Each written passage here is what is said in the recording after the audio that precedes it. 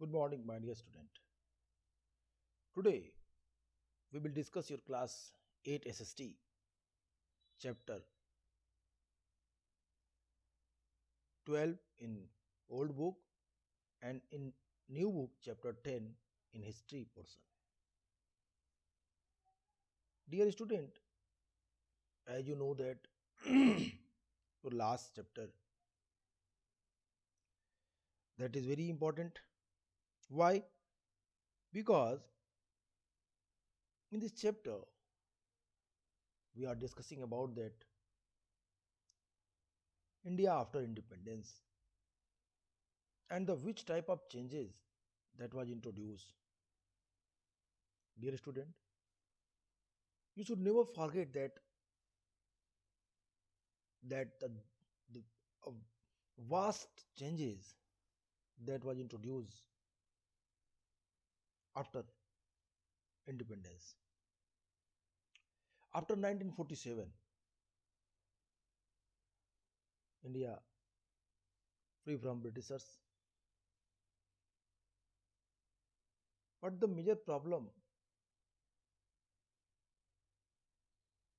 which faced by the Indian national leader that was partition. Except partition, the problem is also the settlements of the refugees, riots,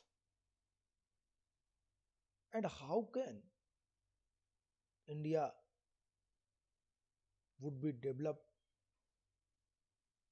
how can India would be run, because we have no constitution. हमारे पास कोई नियम कानून नहीं था. देश कैसे चलेगा, देश के लिए क्या व्यवस्था होनी चाहिए, ये सारी चीजें हमारे पास पूरी तरीके से क्लियर नहीं थी. और तब भारत के तमाम सारे राष्ट्रवादी नेताओं ने, अंग्रेजों ने जो भारत छोड़ के जा रहे थे, लेकिन अभी भी जब संविधान का निर्माण हो रहा था भारत में, तो भारत में ही थे.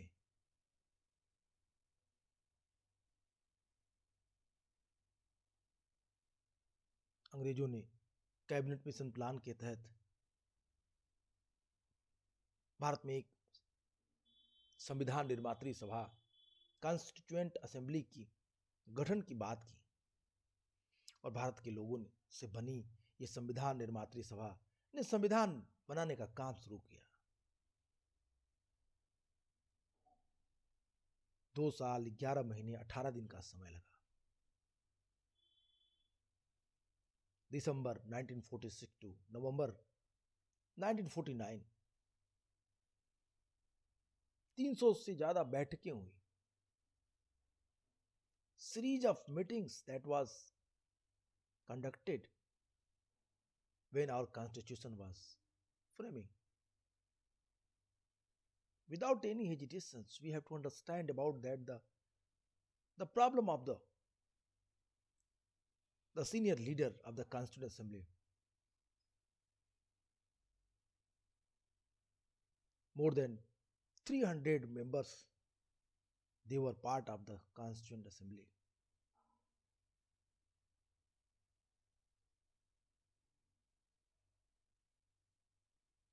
Constituent Assembly was criticized by the other leader. Like socialists, they felt that the Constituent Assembly was made by only one party, that was Congress. Why they are saying? Why they are why they were passing that comment? Dear, they are passing this comment because 82% member they belongs to one party, that was Congress party. And second objection was Britishers. Now that time they were present in India according to socialist, leader, the Constituent Assembly was supervised by the Britishers. Of course, वो अपनी जगह सही थे, अंग्रेज भारत में थे, लेकिन when you when you will read your book where the objective resolutions given, when Pandit Nehru announced the Constituent Assembly, when he read objective resolution, he tried to prove that yes, someone questioned on Constituent Assembly that Constituent Assembly is not leading the whole population of India.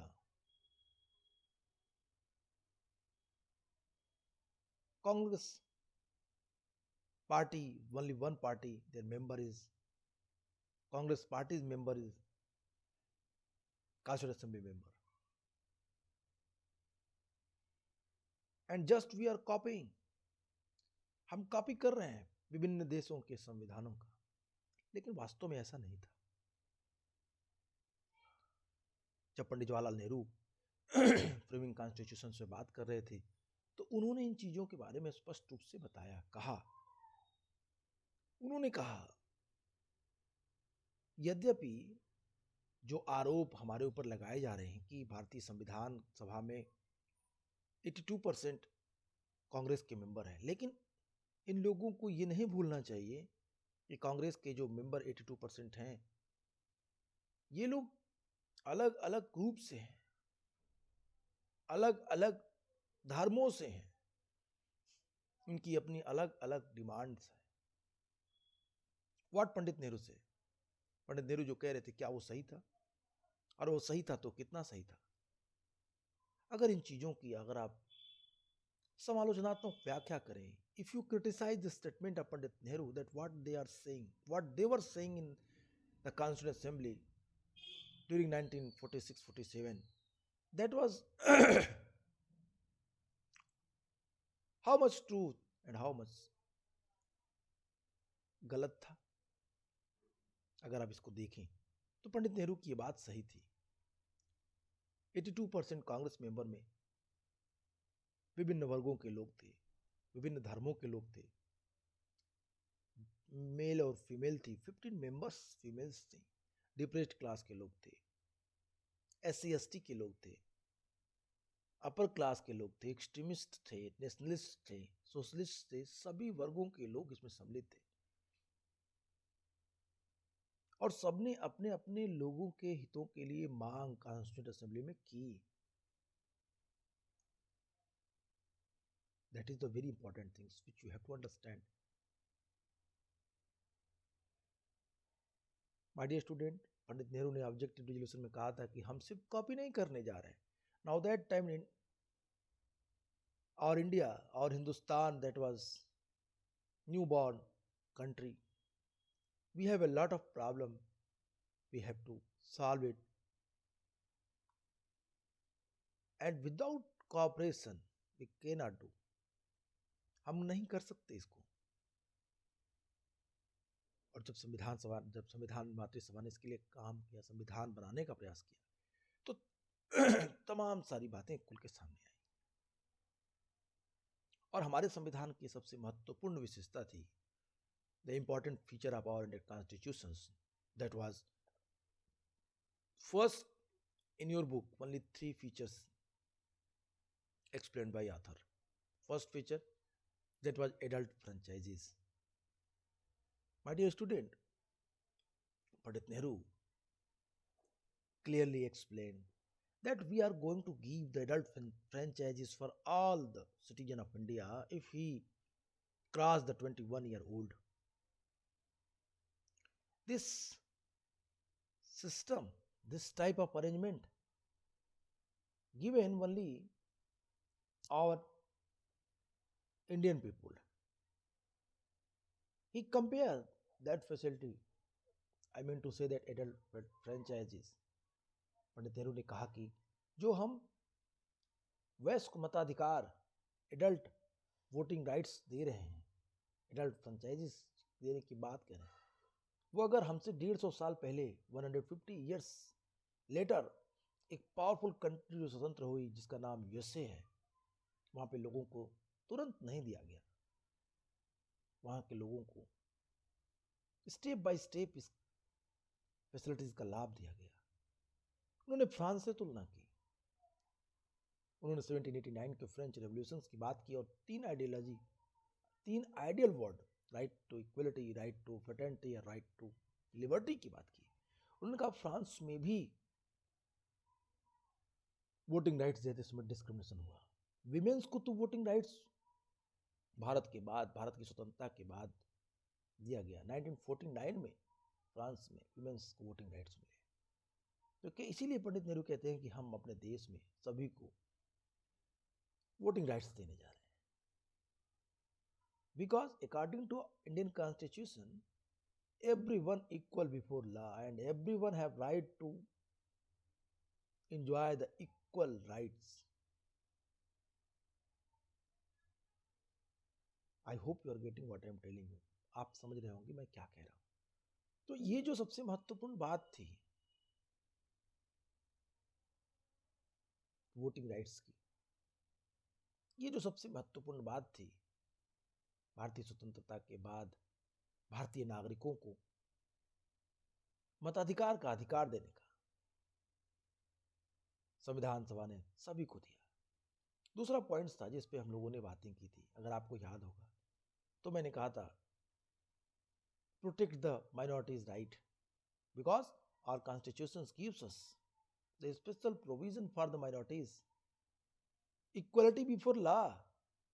As you know that in India there were different types, there are, उस समय भी थे और आज भी हैं, there are different type of group, community, religion, caste, creed, race, cultural diversity, language. On the basis of that you can categorize the Indian people in different part, different groups. So it is very important that constitution gives them the equal rights. No one discriminate on the basis of that. किसी को भी इस आधार पर discriminate न किया जाए, इस बात का विशेष ध्यान रखें। संविधान सभा ने इसका ख्याल रखा। माइनॉरिटीज के लिए अलग अधिकार दिए, आर्टिकल 29, आर्टिकल 13 की व्यवस्था की गई। फंडामेंटल राइट्स में इनको रखा गया।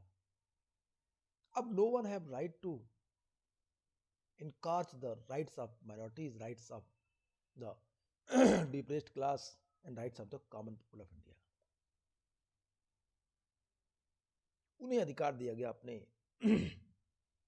स्कूल खोलने में, इंस्टीट्यूशंस खोलने में,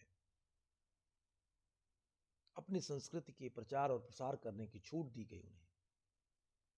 और सरकार को ये निर्देश दिया गया कि आप उन्हें ऐसी सुविधा प्रदान करें जिसमें वो लोग अपनी संस्कृति का विकास कर सकें।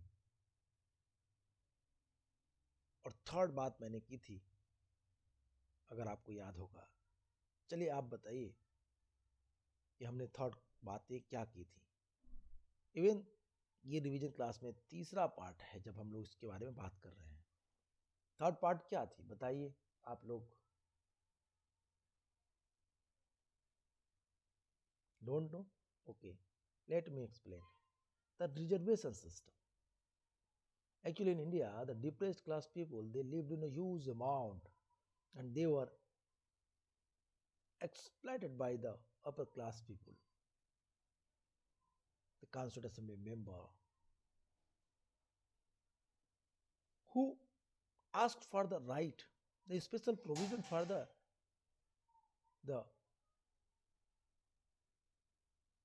SC and ST. B.R. Ambedkar also asked for the right of that people. जहाँ पे संविधान सभा का एक नेता कहता है कि हमें तो हजारों वर्षों से दबा के रखा गया है अब हम इस स्थिति में नहीं हैं कि हम समाज की मुख्य धारा के साथ अपने को लेके चल सके, क्योंकि हमारे मस्तिष्क के साथ साथ हमारा दिल और हमारा हृदय और हमारा शरीर ने काम करना बंद कर दिया है। इसलिए जरूरी है कि भारतीय संविधान सभा हमें स्पेशल प्रोविजन दे, स्पेशल राइट्स दे, और वो स्पेशल राइट्स दिए गए, स्पेशल राइट्स की व्यवस्था की गई।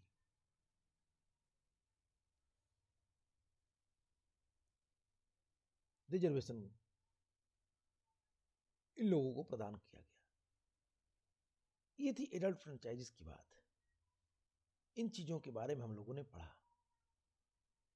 इसके बाद हम लोगों ने लैंग्वेज डिस्प्यूट के बारे में पढ़ा कि किस तरीके से कांग्रेस सेशन 1920 में नागपुर में ये बात कही गई थी कि हम स्वतंत्रता के बाद भारतीय राजाओं को उनकी भाषाओं के आधार पर राज्यों का गठन करेंगे। और जब 1952 तक ऐसा नहीं हुआ, तो पंडित जवाहरलाल नेहरू जब मद्रास गए थे चुनाव प्रचार में, पहले चुनाव प्रचार में, तो उन्हें वहां काले झंडे दिखाए गए। लोगों ने उनका विरोध किया, उनसे मांग की कि हमें आप भाषा के आधार पर राज्य दें। चूंकि भारत का विभाजन हो चुका था, भारत बंट चुका था, इसलिए कोई भी राष्ट्रवादी नेता जैसे सरदार वल्लभ भाई पटेल हों, पंडित जवाहरलाल नेहरू, दोनों इस बात से सहमत नहीं थे कि भारत को भाषा के आधार पर अलग अलग भागों में तोड़ा जाए, अलग अलग राज्य बनाए जाए, क्योंकि उन्होंने पार्टीशन की विभीषिका को देखा था। What I am telling you, the next demand that was the linguistic state, भाषा के आधार पर राज्य की मांगी गई, language based state. According to the local leader of the state, they asked for the promises which was given by the Congress party. Not Congress party, it means Congress. Before independence, in the Congress session 1920, Congress promised that the peoples, when we will free, we will provide you the separate state on the basis of the language. But now, that time, after independence, the Congress party denied. The prominent leader of Congress party, they felt that if we provide them their status, what they demand, then it may be possible that India can be divided into different states. It is totally against the unity and integrity of the nation. So, it is the very important thing. इसीलिए कांग्रेस नेताओं ने इसका विरोध किया। उन लोगों ने इस बातों को नहीं माना, उन लोगों ने कहा कि ये नहीं होगा। लेकिन जब आंध्र प्रदेश के गांधीवादी नेता पोटी श्रीरामुलु ने अनशन पे बैठे और 54 डेज के बाद उनकी मृत्यु हो गई, तो पूरे देश में भाषा के आधार पर बनने वाले राज्यों की मांग अत्यंत प्रखर तरीके से पूरे देश में फैल गई। जगह जगह तोड़फोड़ हुए, आगजनी हुई, और फिर आंध्र प्रदेश को भाषा के आधार पर पहला राज्य बनाया गया। हमने ये बातें भी पढ़ी थी, अगर आपको याद होगा तो। आज हम लोग आपके इस चैप्टर में उन चीजों पे बात करेंगे जो स्वतंत्रता के बाद भारत को मिला, जो स्टेटस, जो सुविधाएं मिली। भारत देश स्वतंत्र हो चुका था। आज भारत की स्थिति कहां तक है, हम कहां तक पहुंच गए। 15 अगस्त 2007 तक की बातें आपके बुक में कही गई है। राष्ट्र के 60 वर्षों के बाद, after 16 years, where we stand, that is very important. कहते हैं कि 15 अगस्त 2007 को हमने एक स्वतंत्र राष्ट्र के रूप में अपनी 60वीं वर्षगांठ मनाई थी। इस दौरान हमारे देश का प्रदर्शन कैसा रहा, संविधान ने तय किए गए आदर्शों को हम किस हद तक साकार कर पाए। भारत अभी भी एक है डेमोक्रेटिक वे को फॉलो कर रहा है, और यह गर्व करने लायक उपलब्धि है हमारे लिए। बहुत सारे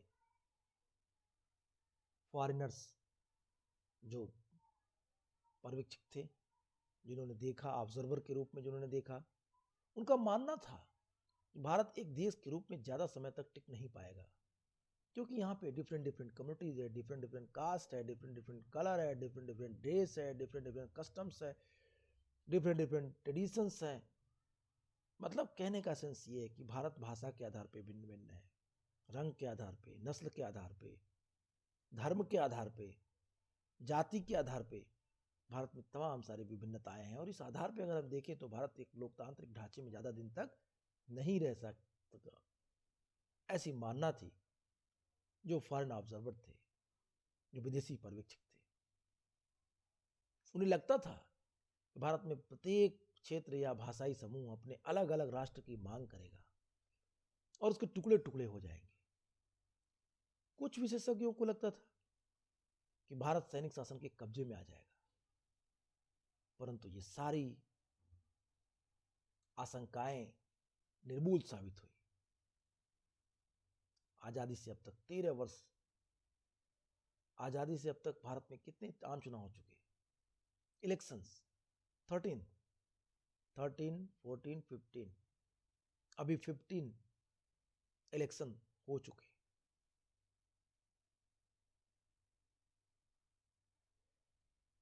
राज्यों और स्थानीय निकायों के लिए सैकड़ों चुनाव हो चुके। डिसेंट्रलाइज पावर का डिसेंट्रलाइजेशन किया गया। ग्राम पंचायतों को अधिकार दिए गए। गांधी का स्वराज्य साकार हुआ। आज एक गांव को वही अधिकार प्राप्त है, गांव के मुखिया को वही अधिकार प्राप्त है अपने गांव के विकास के लिए जो भारत देश के प्रधानमंत्री को है, देश के विकास के लिए। गांव एक अत्यंत छोटी यूनिट है, इसलिए वहां पे उनकी कुछ लिमिटेशंस हैं, लेकिन आप उनको एग्जाम्पल के रूप में ठीक वैसे ही ले सकते हैं जिस तरीके से भारत के प्रधानमंत्री के कार्यों को। यहाँ पे लोगों की जो ये आशा थी कि भारत कई राज्यों में टूट जाएगा, कई देश में बढ़ जाएगा, खंडों खंडों में टूट जाएगा, ये निर्मूल साबित हुआ। हमारे यहाँ freedom of speech and expression है, प्रेस की स्वतंत्रता है, एक प्रेस एक स्वतंत्र न्यायपालिका है, इसे डेमोक्रेसी का फोर्थ पिलर कहते हैं। इसके अलावा यहाँ के लोगों की भाषाई विविधता या धार्मिक विविधता भी राष्ट्रीय एकता की राह में रुकावट नहीं बन पाई है। परंतु दूसरी ओर यह भी सच है कि आज भी हमारे देश में गहरे मतभेद बने हुए हैं। संवैधानिक गारंटियों के बावजूद आज डिप्रेस्ड क्लास, या जिसे हम दलित कहते हैं, आज भी हिंसा और भेदभाव से जूझ रहे हैं। उनके साथ डिस्क्रिमिनेशन किया जा रहा है। ग्रामीण भारत में बहुत सारे भागों में अभी भी वे साझा जल स्रोत, मंदिरों, मैदानों और अन्य सार्वजनिक स्थानों का इस्तेमाल नहीं कर सकते। इवन इसमें बहुत सुधार हुआ। अभी सुधार हुए, लोगों को समान अधिकार देने का प्रयास किया गया, लेकिन अभी भी इस पे काम करना भी बाकी है। ग्रामीण भारत में बहुत सारे गांव भागों में अभी भी वे साझा जल स्रोत, मंदिरों और मैदानों में नहीं जा पा रहे हैं। संविधान में दिए गए जो सेकुलर स्टेट की बात की गई, सेकुलरिज्म की बात कही, उसके बावजूद बहुत सारे राज्यों में विभिन्न धार्मिक समुदायों को ले आपस में लड़ रहे हैं, उनके बीच टकराहट हो रही है। और सबसे परेशानी की बात यह है कि इस बीच अमीर और गरीब का फासला लगातार बढ़ रहा है। इकोनॉमिकल डिस्क्रिमिनेशन अभी हमारे देश में स्पष्ट दिखाई देता है। भारत के कुछ भागों और कुछ समूहों को आर्थिक विकास से भारी फायदा हुआ। वे आलीशान घरों में रहते हैं, महंगे रेस्टोरेंट में खाना खाते हैं, अपने बच्चों को महंगे प्राइवेट स्कूलों में भेजते हैं और विदेश में छुट्टियां मनाने जाते हैं, जहां पे वो बेहिसाब पैसा उड़ाते हैं। दूसरी ओर बहुत सारे लोग हैं आज भी गरीबी रेखा के नीचे हैं, पॉवर्टी लाइन के नीचे जी रहे हैं।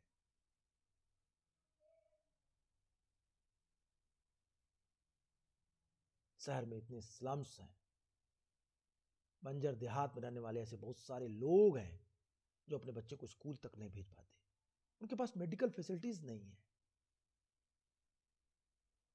हमारा संविधान, इंडियन कॉन्स्टिट्यूशन, चूंकि सभी को सोशल इक्वलिटी स्टेटस देता है, इक्वल बिफोर लॉ प्रॉमिस करता है सभी लोगों से, संविधान सबको बराबर मानता है, लेकिन असली जिंदगी में कुछ और ही हो रहा है। भारतीय वास्तविक जिंदगी में जो भारतीयों और मुकाबले ज्यादा बराबर है। स्वतंत्रता के समय तब की गई कसौटियों के हिसाब से देखें तो भारत गणतंत्र बहुत बड़ी सफलता का दावा नहीं कर सकता, लेकिन यह सच है कि वह असफल नहीं हुआ है। भारत ने अपने इन सारी चीजों को एक निश्चित स्वरूप देने में सफल हो रहा। कुछ लोगों का कहना है, कुछ लोगों का यह भी कहना था कि जो प्राइमरी एजुकेशन थी उसकी उपेक्षा की जा रही है। कुछ अन्य लोगों का मानना था कि जो इकोनॉमिकल स्ट्रक्चर है इसके कारण भी पर्यावरण पे बढ़ रहे पहाड़ी प्रभाव इन्वायरमेंटल डिग्रेडेशन हो रहे हैं, जिनका गवर्नमेंट उचित ध्यान नहीं दे रही। महात्मा गांधी की अनुयायी मीरा बहन ने 1949 में लिखा था कि विज्ञान और मशीनरी साइंस एंड मशीन्स के द्वारा मानवता को कुछ समय तक भारी फायदा हो सकता है, लेकिन आखिरकार तबाही ही मिलेगी। हमें कुदरत के संतुलन का अध्ययन करके उसके नियमों के हिसाब से अपनी जिंदगी चलानी चाहिए, तभी हम स्वस्थ और नैतिक रूप से सभ्य प्रजाति के रूप में जीवित रह पाएंगे। मीराबेन की ये मान्यता कहाँ तक सही है? मीराबेन कह रही थी कि ठीक है, आपने विकास के लिए इंडस्ट्रियलाइजेशन किया, आपने मशीनीकरण के युग को लॉन्च कर दिया, आपने इन्वायरमेंटल डिग्रेडेशन की बात को नकार दिया, लेकिन अगर आप इन चीजों को लेके चलेंगे तो इसका रिजल्ट क्या होगा? प्राकृतिक असंतुलन, और फिर हम स्वस्थ और नैतिक रूप से सभ्य प्रजाति के रूप में कितने दिन तक जीवित रह पाएंगे, इसका निर्धारण कौन करेगा? ये बातें मीराबेन कह रही थी।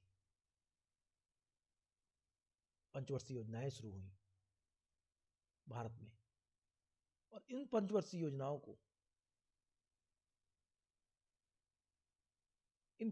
योजनाओं ने एक नए स्वरूप में भारत के विकास की रूपरेखा तैयार की।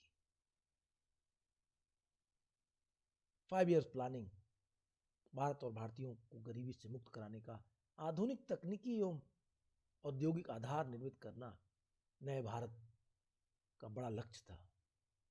1950 में सरकार ने आर्थिक विकास के लिए नीतियां बनाने और उनको लागू करने के लिए एक योजना आयोग का गठन किया, प्लानिंग कमीशन बनी।